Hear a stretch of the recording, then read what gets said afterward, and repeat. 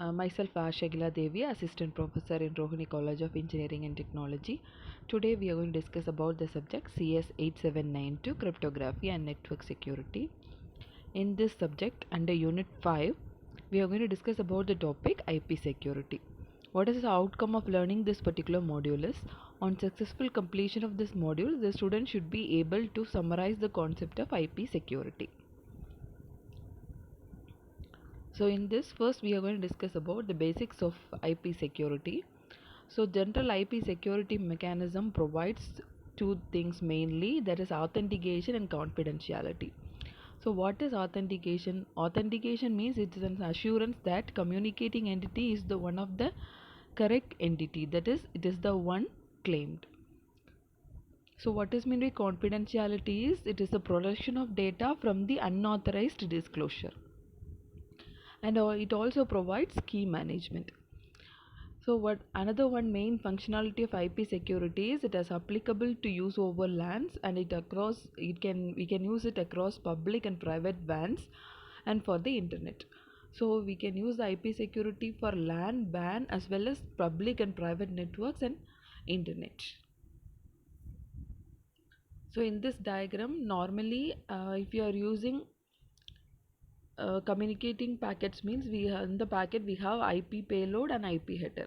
So when you transmitting the packet to the public network, we added one additional header which is called as IP security header, which provides additional security to that packets or the informations. That is, by using this it achieves confidentiality and authentication. So what are the benefits of IP security?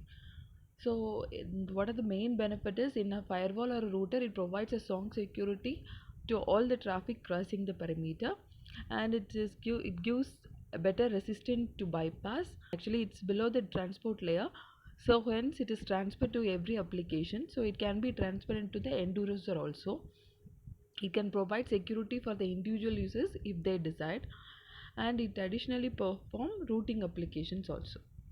That is, it perform routing advertisements coming from the authorized routers and neighboring advertisements coming from the authorized routers, and it ensure and redirect the messages come from the routers to which the initial packets was sent, and ensure no forging or router updates.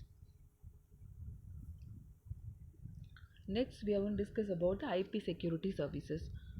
The two protocols are used to provide the security. First one is Authentication Header Protocol AH, another one is Encapsulation Security Payload ESP.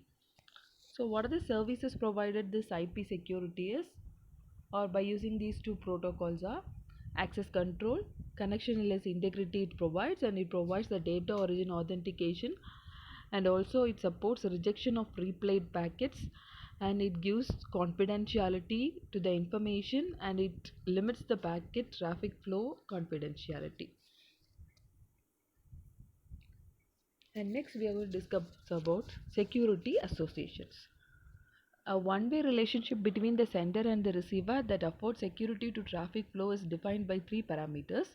One is by using the security parameter index, we call it as SPI. Another one is IP destination address, and the security protocol identifiers. So it has a number of other parameters also, that is the sequence number, EH information, and lifetime, etc. So header. So in authentication header RFC 2402, it provides support for data integrity authentication of IP packets. So what is the meaning is, it provides the end user or the router authentication, that is the end user and router can authenticate the user applications, and it also prevents the address spoofing attacks by tracking the sequence numbers. So it is work based on the MAC concept. So it uses HMAC MD596, or it uses a HMAC SHA196. So here the MAC is calculated. It is calculated by using the immutable IP header fields, AH header, and the entire upper level protocol data.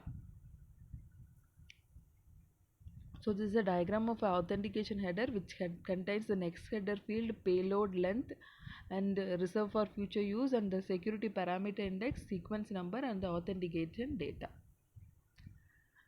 So it uses two modes, transport mode and tunnel mode. Both AH and ESP have two modes.